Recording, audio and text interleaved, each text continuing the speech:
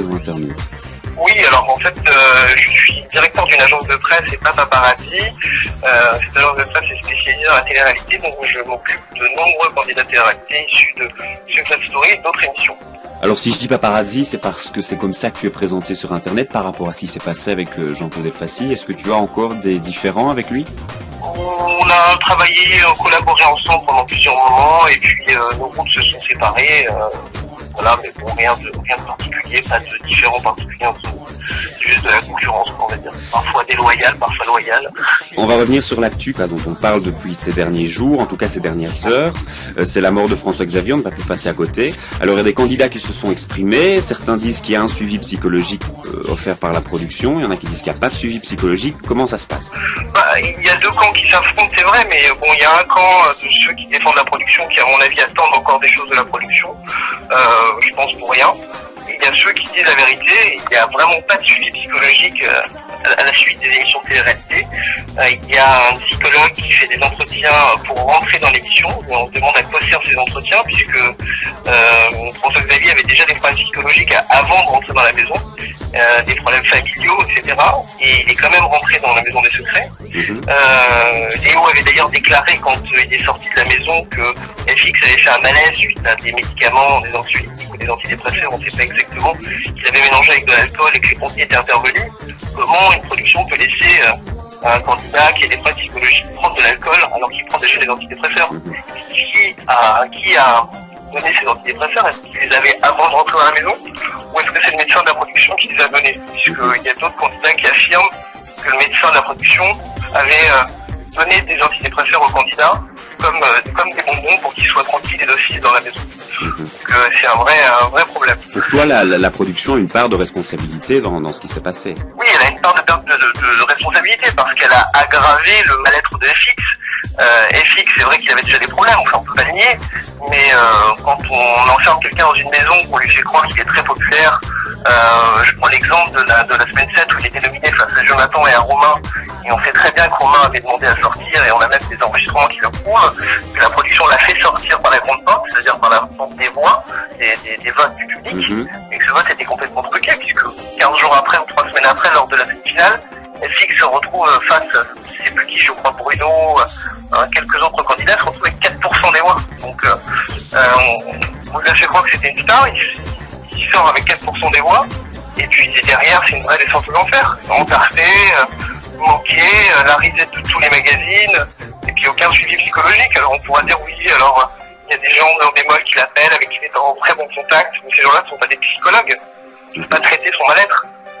Donc je pense qu'ils ont vraiment une grosse part de responsabilité dans son suivi. Tu penses que la production sait truquer les votes des téléspectateurs ou plutôt les influencer? Les deux. Les votes sont influencés par le montage. On montre un candidat plus ou moins pour que les gens votent pour lui. Mais c'est aussi truqué, puisque on sait très bien qu'Endemol arrête les votes quand il le souhaite.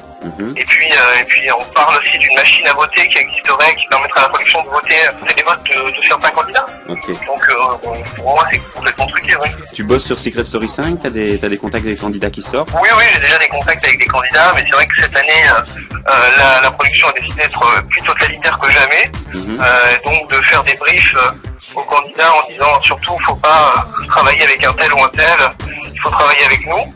La seule raison pour laquelle ils font ça, c'est pour mieux les tenir et mieux les museler, comme d'habitude. Et puis les presser comme des citrons et les jeter à la poubelle comme chaque année, quoi. Donc puis c'est de pire en pire. Il faut que les gens commencent à parler et commencent à dénoncer ce qui se passe, parce que quand un candidat fait une interview par le biais de la production, il y a à côté de lui quelqu'un de la prod qui est juste à côté et qui dit ce qu'il faut qu'il dise ou pas dire. Ils disent pas. Donc c'est quand même, on n'est plus dans la liberté d'expression, quoi. Alors pour te dire à quel point ils sont pressés comme des citrons, cette année ils sont payés 500 € par semaine lorsqu'ils sont dans le jeu, et 300 € par semaine lorsqu'ils sortent du jeu, jusqu'à la fin de l'émission. Donc ça représente des cacahuètes par rapport aux millions d'euros qu'Endemol fait grâce à cette émission. C'est horrible, quoi. Et puis la production oublie du profit, d'accord. Je suis d'accord qu'une entreprise va faire du profit, c'est une entreprise de production, mais en face d'eux, ils ont quand même des êtres humains, quoi. Qui sont des gamins de 20 ans. Tu penses que la prod va faire un hommage à FX ce soir? Alors a priori, ils devaient faire un hommage au FX, mais la famille de François Xavier s'est opposée à cet hommage. Ah oui, d'accord. Je peux comprendre. Elle s'est d'ailleurs opposée à ce que quiconque vienne aux funérailles de FX. Ce que je peux comprendre aussi, parce que faire venir l'assassin entre guillemets de son fils à son propre enterrement, c'est un peu compliqué, quoi. Ça s'est passé aujourd'hui? Aujourd'hui ou demain, je sais pas la date exacte.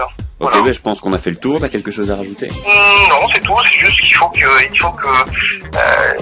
des choses qui se passent, il faut que ça bouge.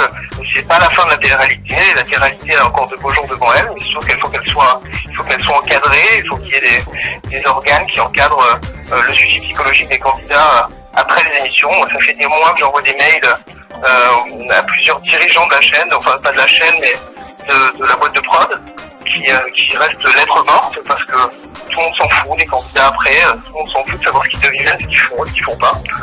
Alors certes, il y a comme je disais tout à l'heure, deux, trois personnes, deux, trois intendants de chez Endemol qui appellent les candidats, mais c'est plus de la curiosité que pour les aider dans leur démarche, etc. Donc il y a vraiment quelque chose à faire à ce niveau-là.